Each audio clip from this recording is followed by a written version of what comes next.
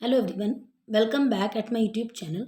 तो स्टार्ट कर रही हूँ आज से मैं जूनियर असिस्टेंट टीचर एग्ज़ाम के लिए इंग्लिश सब्जेक्ट के मोस्ट प्रोबेबल क्वेश्चंस जो कि बन सकते हैं एग्ज़ाम्स में और फ्रिक्वेंटली आस्क्ड क्वेश्चंस हैं लास्ट ईयर एग्ज़ाम्स में आए हुए हैं। तो रिक्वेस्ट जैसा कि मुझे मिल रही थी कि जूनियर असिस्टेंट टीचर का जो एग्ज़ाम होना है उसके लिए भी वीडियोस प्रोवाइड कराए जाएँ। So friends, these are for you, ये आप ही के लिए हैं। So now watch this video till end, as well as if someone is watching my channel first time, don't forget to subscribe it and please press the bell icon also. तो चलिए start करते हैं video को। When was Shakespeare born? History of English literature को पढ़ना है इस exam के लिए, तो उसमें जो भी मोस्ट प्रोबेबली क्वेश्चन हैं उनको मैंने कवर किया है। और आज ये फर्स्ट वीडियो है जूनियर असिस्टेंट टीचर एग्ज़ाम का, तो बिल्कुल इस स्टार्टिंग से हम स्टार्ट कर रहे हैं। तो शेक्सपियर का जन्म कब हुआ था? बहुत ही फेमस क्वेश्चन कह सकते हैं, बहुत ही इजी क्वेश्चन भी कह सकते हैं। तो 23 अप्रैल 1564 को विलियम शेक्सपियर का जन्म हुआ था स्ट्रेटफोर्ड अपॉन एवॉन, यूके में। कई बार ऐसा कन्फ्यूजन रहता है कुछ लोगों की कि स्ट्रेटफोर्ड अपॉन एवॉन है या स्ट्रेटफोर्ड ऑन एवॉन है। तो फ्रेंड्स, इसको क्लियर कर लीजिए यहाँ पर आप लोग कि स्ट्रेटफोर्ड अपॉन एवॉन है और इस पे कोई भी कन्फ्यूजन नहीं रहना चाहिए, यही करेक्ट है, स्ट्रेटफोर्ड अपॉन एवॉन। और सबसे मज़े की बात यह है कि शेक्सपियर का मतलब ऐसा कोइंसिडेंस हम इसको कहेंगे कि शेक्सपियर का जन्म और डेथ दोनों सेम डेट को हुई हैं, तो इसको लर्न करना भी बहुत ईजी, इसीलिए मैंने दोनों चीज़ें एक साथ लिखी हुई हैं ताकि आपके माइंड में सेट हो जाएंगी। क्योंकि ये क्वेश्चन आया हुआ है व्हेन वो शेक्सपियर डाइड, तो 1616 तो हम सभी लोग लर्न कर लेते हैं बट डेट पर नहीं ध्यान देते हैं। बट ये एलटी एग्जाम में क्वेश्चन आया हुआ था कि डेथ कब हुई थी, तो कन्फ्यूजन में कुछ लोगों के क्वेश्चन ये डेट के कन्फ्यूजन में कुछ लोगों को क्वेश्चन ये गलत भी हुआ था। सो द आंसर इज 23 अप्रैल 1616। तो शेक्सपियर का जन्म जो हुआ था 23 अप्रैल 1564 को हुआ था स्ट्रेटफोर्ड अपॉन एवॉन, यूके को। बट शेक्सपियर जो बैप्टाइज किए गए थे चर्च में वो 26 अप्रैल को किए गए थे, आफ्टर 3 डेज। आपको ऐसे याद कर लेना है कि 26 अप्रैल 1564 को शेक्सपियर बैप्टाइज किए गए थे।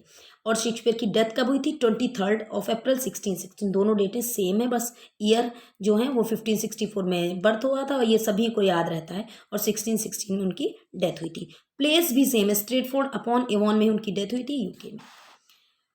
और इसीलिए विलियम शेक्सपियर को बार्ड ऑफ एवॉन भी कहा गया। बार्ड मीन्स होता है पोइट, तो बार्ड ऑफ एवॉन किसको कहा जाता है? विलियम शेक्सपियर को। तो ये भी चीज़ आपको क्लियर होती चल रही है।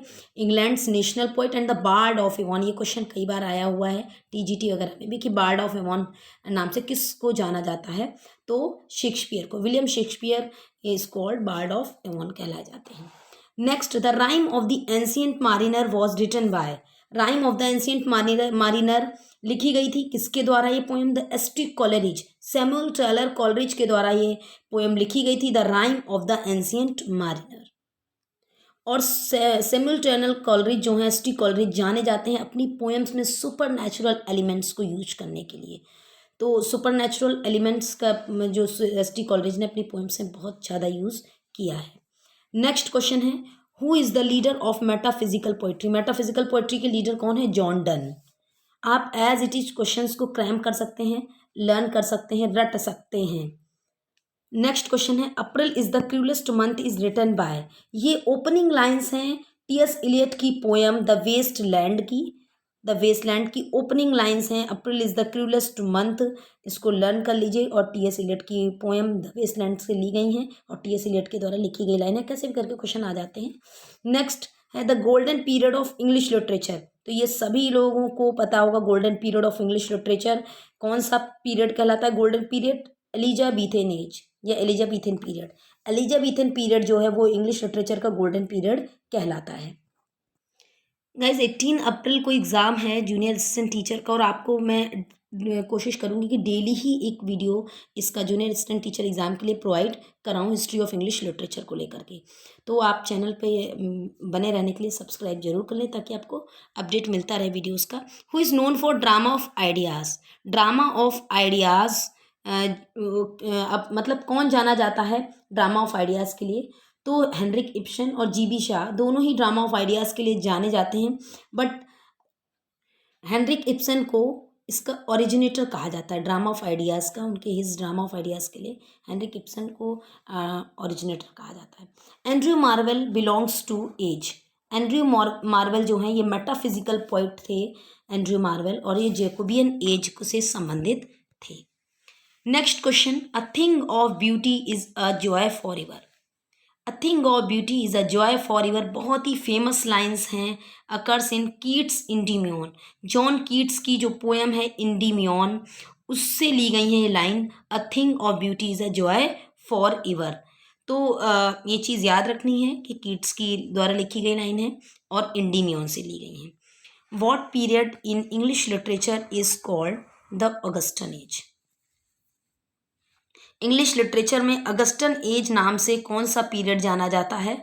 तो अर्ली 18th सेंचुरी।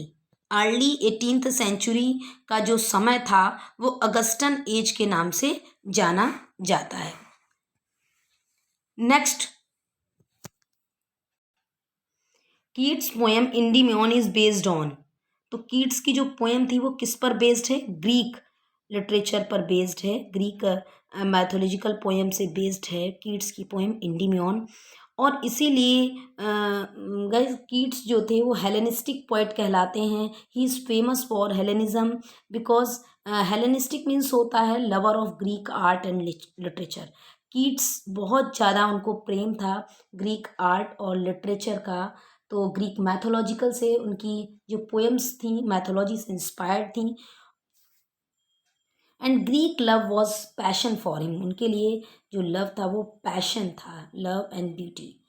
तो इसीलिए उन्होंने कहा अ thing of beauty is a joy for ever. तो ये की नोट है उनकी पोएम्स का। नेक्स्ट है Kubla Khan is a work of. तो कुबला खां किसका फेमस वर्क है? Kubla Khan is a famous work of Samuel Taylor Coleridge. S T. Coleridge का पूरा नाम सैमुअल टेलर कॉलरिज है और इन्हीं का फेमस वर्क है Kubla Khan. Next question, poetry is spontaneous overflow of powerful feeling is told by. Poetry की ये डेफिनेशन किसने दी है? विलियम वर्ड्सवर्थ ने इस पोएट्री की डेफिनेशन को दिया है कि poetry is spontaneous overflow of powerful feelings, it takes its origin from emotions recollected in tranquillity.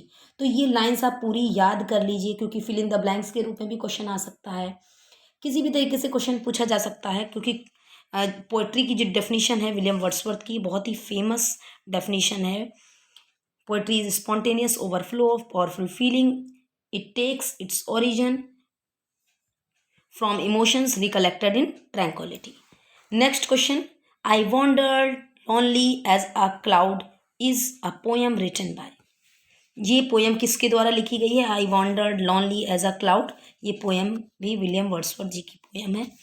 So friends, ये थे क्वेश्चंस आज के इस वीडियो के। तो आप इनको पॉज करके देख सकते हैं और प्लीज़ वीडियो को लाइक ज़रूर कर दें। डेफिनेटली आपको ये वीडियो हेल्पफुल प्रूव होगा और डेली ही आपको मिलेंगे videos. So thanks for watching.